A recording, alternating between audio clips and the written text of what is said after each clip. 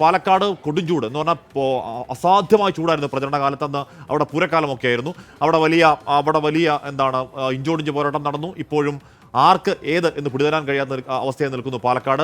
Nikhil പ്രമേശ്വരൻ, Nikhil, 2019 CPM ഇപ്പോഴും പേക്കിനാവാണ്. അത് ഉറച്ച കോട്ട എന്ന് പറഞ്ഞ കൈവിട്ടുപോയ ഓർമ്മകൾ മറയ്ക്കാൻ, മുറിവുകൾ മായ്ക്കാൻ അവർക്ക് ഇക്കുറി ജയിച്ചേ മതിയാവുകയുള്ളൂ.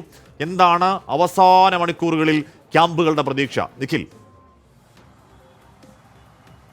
ഹാഷ്മി വിജയകുമാർ, പാലക്കാട്ട് കഴിഞ്ഞ തവണത്തെ തോൽവി മറക്കുക എന്നുള്ളത് മാത്രമല്ല, ഇത്തവണ മത്സരിക്കുന്നത് ഒരുപക്ഷെ സംസ്ഥാനത്ത് തന്നെ അവരുടെ ഏറ്റവും മുതിർന്ന നേതാവാണ്, പോളിറ്റ് ബ്യൂറോ മെമ്പറാണ്. അതുകൊണ്ട് തന്നെ അദ്ദേഹത്തെ വിജയിപ്പിച്ചില്ലെങ്കിൽ നേതൃത്വത്തിന് തന്നെ വലിയ നാണക്കേടായി മാറും. എന്തായാലും ആർക്കും പിടിതരാതെ ഇങ്ങനെ വലിയൊരു സർപ്രൈസ് ആയി തന്നെ നിലനിൽക്കുകയാണ് പാലക്കാട്. ഇന്നലെ ഒരു ചാനലിന്റെ എക്സിറ്റ് പോൾ വന്നതിലും നേരിയ മുൻതൂക്കം LDF-ന് കൽപ്പിക്കപ്പെടുകയാണ്. അതേസമയം വലിയ കോൺഫിഡൻസിലാണ് VK Sreekandan MP, UDF camp. നമ്മൾ അദ്ദേഹത്തോട് ഇന്നലെയൊക്കെ സംസാരിച്ചിരുന്നു.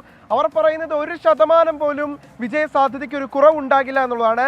ഞാൻ പോളിംഗ് സെന്ററിൽ തന്നെ ഉണ്ടാകും, വിജയശ്രീ ലാളിതനായി അവിടെ നിന്ന് ഇറങ്ങി വരുന്നത് പുറത്തു നിന്നാൽ നിങ്ങൾക്ക് കാണാം എന്നാണ് അദ്ദേഹം പറയുന്നത്. ഞാൻ VK ശ്രീകണ്ഠനോട് ചോദിച്ചിരുന്നു, വടകരയിൽ ഷാഫി എന്തായാലും ജയിക്കുമല്ലോ, അപ്പോൾ പാലക്കാട് ഉപതെരഞ്ഞെടുപ്പ് ഉണ്ടാകും, ശ്രീകണ്ഠൻ സ്ഥാനാർത്ഥിയാകുമെന്ന് ചോദിച്ചപ്പോൾ അങ്ങനെ ഒരു സാഹചര്യമേ ഉണ്ടായില്ല എന്നുള്ളതാണ്. അവർ പറയാൻ അത്ര കോൺഫിഡൻസിലാണ്. അതേസമയം ഇടത് ക്യാമ്പ് അവർക്ക് ബൂത്തുകളിൽ നിന്ന് ലഭിച്ച കണക്കുകളുടെ ബലത്തിലാണ്. ഒരു സംശയവും വേണ്ട, വിജയരാഘവൻ പാലക്കാട് നിന്ന് വിജയിച്ചു കയറുമെന്നാണ് പറയുന്നത്. എന്തിനെ NDA പോലും വലിയ പ്രതീക്ഷ വെച്ചു പുലർത്തുന്നുണ്ട്. ഒരു അട്ടിമറി പ്രതീക്ഷിച്ചോളൂ എന്നാണ് അവർ പറയുന്നത്. 25,000 ലഡ്ഡു തയ്യാറാക്കി വെച്ചിട്ടുണ്ട്. അത് ഷൂട്ട് ചെയ്ത ശേഷമാണ് ഞാനിപ്പോൾ ഓഫീസിലേക്ക് തിരികെ എത്തിയിട്ടുള്ളത്. അങ്ങനെ ആർക്കും പിടിതരാൻ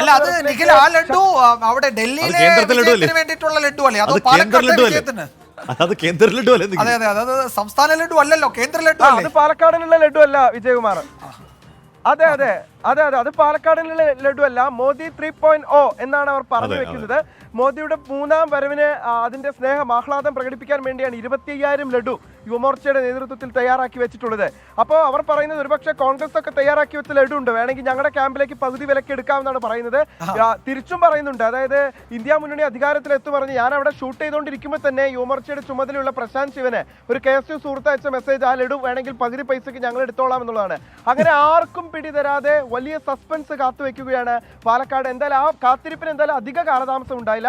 നാളെ ഒരു 9:30, 10, 10:30 ആകുമ്പോഴേക്കും നമുക്കറിയാൻ പറ്റും ആരെടുക്കും പാലക്കാട് എന്ന്. ആകുമ്പോഴേക്ക് പറയാൻ കഴിയുമോ എനിക്ക് ഉറപ്പില്ല. 10:30 സൂചന ചിലപ്പോൾ മാറി മറിയുന്ന ഒരു അവസ്ഥയാണെങ്കിൽ 10:30 പറയാൻ കഴിയില്ല. എങ്കിലും നിഖിൽ പറഞ്ഞതുകൊണ്ട് നമ്മൾ 10:30 നിഖിലിനെ വിളിക്കുന്നു അല്ലേ?